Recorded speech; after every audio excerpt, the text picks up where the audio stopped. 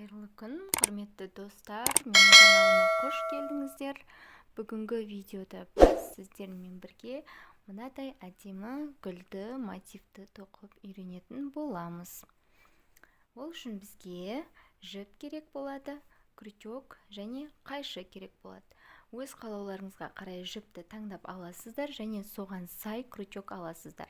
Менде хлопок жібі және де крючогымның номері 3-ші номерлік крючок. Мен сары, күлгін, жасыл және ақ түстерді таңдап алдым. Сіздер де өз қалауларыңызға қарай түстерді үйлестіріп алсаңыздар болады. Сонымен бастаймыз. Мен ең алдымен ортасын сары түспен тоқыдым. Сары түспен тоқып бастаймыз. Тоқып бастамас бұрын менің каналыма тіркеліп, қоңыраушаны басып кетіңіздер. Ең алдымен біз кольцо амигуруми жасаймыз. Ол үшін біз жіпті ұшынан ұстап, саусағымызға осылай орап аламыз. Және де осы дөңгелектің ішіне тоқитын боламыз. 3 воздушный петля тоқимыз ең алдымен. Және осы дөңгелектің ішіне әрі қарай тағы да 15 столбик с накидом тоқып шығамыз. Біздің 3 воздушный петлямыз 1 столбик болып есептелгендіктен, бізде жалпы 16 столбик болып есептеледі. 5, 6, 7, 8, 9, 10, 11, 12, 13, 14, 15 және 16. Және мына жібімізді тартамыз. Біз қатарды біріктірмес бұрын бір рет санап аламыз. 1, 2, 3, 4, 5, 6, 7, 8, 9, 10, 11, 12, 13, 14, 15, 16. 16 шықты. Және біз 3-ші воздушный петляға қатарымызды біріктіреміз де бір воздушный алып жібімізді қиямыз. Мінекей бізде алғашқы дөңгелегіміз дайын болды. Енді келесі қатарды біз ақ түспен тоқимыз.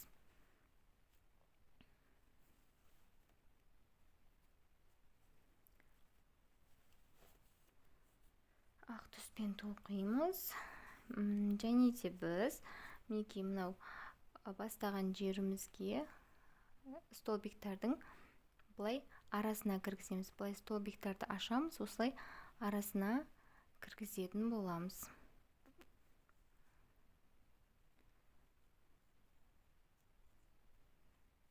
Енді біз келесі қатарда 3 воздушный петлямен бастаймыз. Және дәл осы тесікке тағы да 2 столбик тоқып шығамыз. 1 және 2. 3 воздушный петляны қосқанда бізде 3 столбик с накидом шықты. Енді 2 воздушный аламыз. Мынау жіптерді біз тоқу барысында осылай бірге тоқып кетеміз. Сонда бізде ешқандай артық жіптер болмайды. Келесін біз мына жерде мына 3 воздушный петля бізде 1 столбик болып есептеледі. 1-2 столбик тастаймыз да осылай столбиктердің ортасына тоқимыз. Столбик с накидом тоқимыз. 3 столбик с накидом тоқимыз. 2, 3. Мінекей тоқыдық. Енді тағы 2 воздушный аламыз. Дәл осылай 8 мынадай топ тоқып шығамыз. 3 столбиктен тұратын топ тоқып шығамыз. 1 тоқыдық, 2 тоқыдық. Енді тағы да 6-ын тоқитын боламыз. 2 столбикті тастаймыз да осылай столбиктердің арасына кіргізіп тоқитын боламыз. 2 столбик, 3 столбик тоқыдық. Енді 2 воздушный аламыз. Келесі 1-2 тастап, үшін ортасына кіргізіп 3 столбик с накидом тоқып шығамыз. Мінекей, енді 2 воздушный аламыз. Тағы да 2 столбик жасап, столбиктардың ортасына 3 столбик с накидом тоқимыз. 2 воздушный аламыз және узорды қайталаймыз. 2 3 1 2 3 1 2 3 2 воздушный алып, бастапқы жерде бастаған 3-ші воздушный петляға жібімізді кіргізіп, қатарымызды біріктіреміз. Және жібімізді қиямыз тағы да.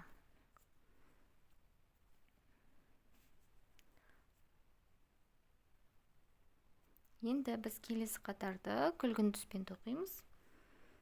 Күлгін түсімізді аламыз. Кез келген жерінен бастасаңыздар болады. Мінекей. Біз бастадық.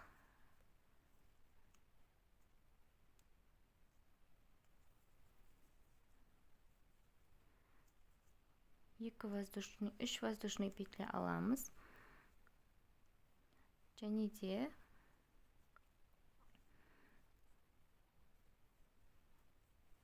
осы жерге, осы тесікке 5 столбик с накидом тоқып шығамыз. 2 3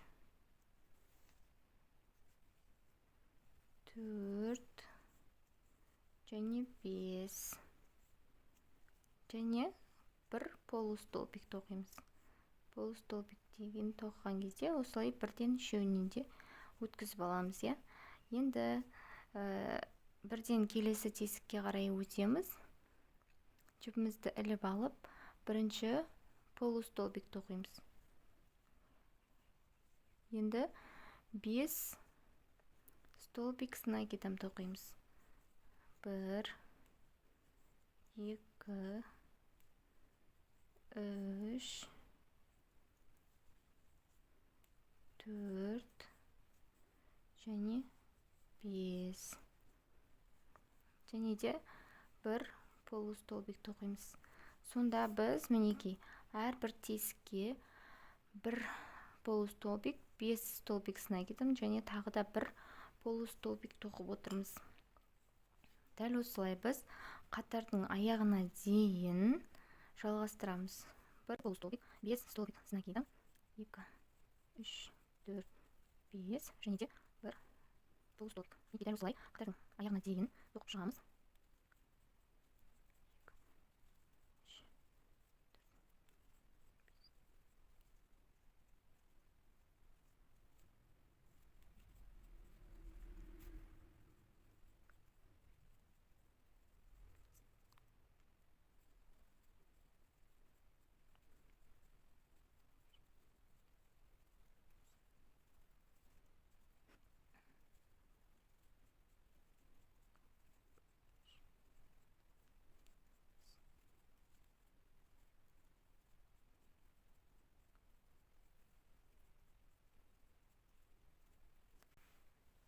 Мінекей біз қатарды аяқтадық. Бізде осындай әдемі гүлдің формасы шықты. Және де біз мына жерде 3-ші воздушный петляға жібімізді біріктіреміз. Және жібімізді қиямыз.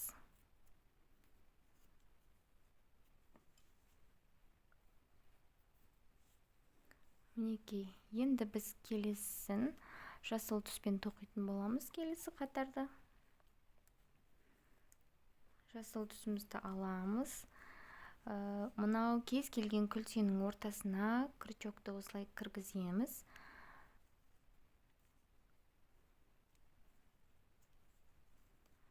Жібімізді шығарып, 2 воздушный петля аламыз. Және тағы да 5 воздушный аламыз. 2 3 4 5. Сонда бізде общий 7 воздушный петля болады. Енді жібімізді іліп аламыз. Келесі мына 2 күлтенің ортасына кіргізіп, жібімізді шығарып, столбик с накидом тоқимыз. Енді 5 воздушный петля тоқимыз. 3 4 5. Дәл осы жерге тағы да бір столбик тоқимыз. Мінекей. Енді тағы 5 воздушный петля тоқимыз. Енді келесі күлтенің ортасына полустолбик тоқимыз. Мінекей. Енді 5 воздушный петля тоқып, тағы келесі күлтелердің арасына столбик с накидом тоқимыз. Және 5 воздушный петля тоқимыз. Тағы да бір столбик с накидом тоқып шығамыз. Тағы да 5 столбик, 5 полустолбик. Тағы да 5 воздушный. Келесі күлтелердің арасына столбик с накидом 5 воздушный тоқып, қайтадан соған столбик с накидом тоқып шығамыз. Мінекей бізде дәл осылай 4 бұрышты болып келе жатыр. 5 воздушный тоқимыз, столбик, полустолбик тоқимыз. Тағы да 5 воздушный алып, мына бұрышқа бір столбик, 5 воздушный, қайтадан бір столбик тоқимыз. Дәл осылай енді 5 воздушный петля тоқып, қатарды аяқтаймыз. Бұл жерде біз қатарды екінші воздушный петляға біріктіріп аяқтайтын боламыз.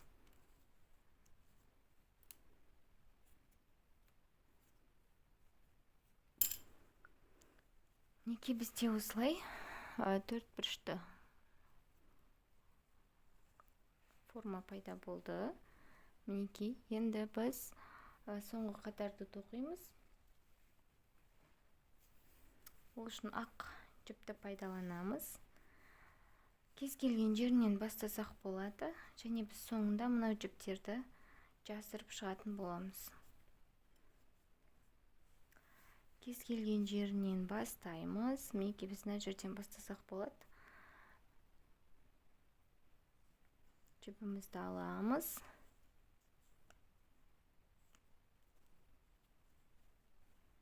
Бір, екі, үш, төрт воздушный петля тоқимыз. Және де біз 5 воздушный петля тоқыған арқаға 5 столбик тоқып шығамыз. Бір, екі, үш, төрт, және 5. Бір воздушный аламыз. Келесі мынау бұрышқа 3 воздушный, 3 столбик с накидом аламыз. 2, 3, және де мінекей бізде 3 воздушный петля аламыз. 1, 2, 3. Және тағы да 3 столбик тоқимыз. 2, 3, бір воздушный аламыз. Келесі арқаға өтеміз. Мынау тесікке 5 столбик с накидом тоқимыз. 2, 3, 4, 5. Мінекей. Бір воздушный аламыз. Келесі мынау тесікке тағы да 5 столбик тоқып шығамыз. 3, 4, 5. Бір воздушный алып, мына бұрышқа келдік. 3 столбик, 3 воздушный, 3 столбик тоқимыз. 1, 2, 3, 1, 2, 3. Және тағы да 1, 2, 3 тоқимыз. Бір воздушный алып, келесінде 5 столбик тоқимыз. 2, 3, 4, 5. Бір воздушный аламыз. Келесі арқаға өтіп, 5 столбик тоқимыз. 3, 4, 5. Бір воздушный аламыз да. 3 бұрышқа келдік уже біз. 3 столбик, 3 воздушный, қайтадан 3 столбик тоқимыз. 1, 2, 3. Бір воздушный аламыз. Келесі арқаға 5 столбик тоқып шығамыз. 2, 3, 4, 5. Бір воздушный аламыз да. Келесі арқасына 5 столбик тоқимыз тағы да. 4, 5. Бір воздушный аламыз. Бұрышқа келдік. 3 столбик, 2, 3. 3 воздушный, тағы да 3 столбик. 2, 3. Бір воздушный алып, біз соңғы неге келдік арқаға. Бұл жерде біз 4 столбик аламыз. 1, 2, 3 және 4. Мынау бізде 5-ші столбик болып есептеледі. 3-ші воздушный петляға жіпімізді біріктіріп қатарды аяқтаймыз.